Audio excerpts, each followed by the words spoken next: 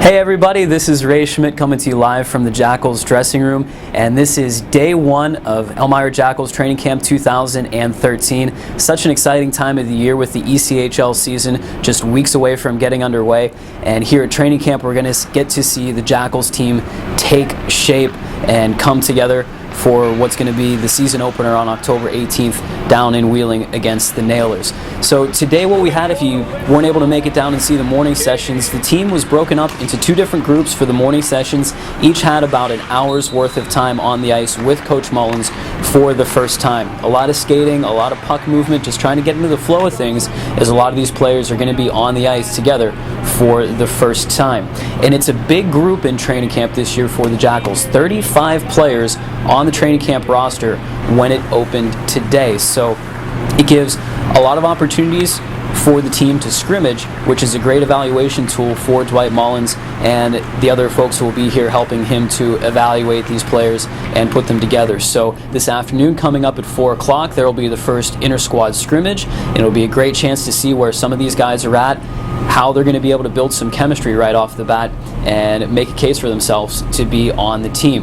Now, keep in mind there are only 22 roster spots available for these players up for grabs coming out of camp. You've got the 20 active spots, 2 reserve spots that will be filled out of the players who are in this training camp. So it's going to be really competitive. There's going to be a lot of battles for roster spots. So for these sessions that are free and open to the public, definitely come on down and check it out. You're going to see a lot of exciting hockey here in training camp. Now, one thing that we're seeing this year that we're not used to is an early exhibition game. Just one day after camp opens, tomorrow night in Wheeling, the team will have its first exhibition game. And I would expect to see a lot of the new faces, not a lot of the returning players, getting action in that game. That'll be their chance to really step up, make an impression against an opposing team, and vie for a spot on the roster. We won't have that game on radio, but you'll be able to follow along with the scoring at ECHL.com. Final thought from the first day of camp.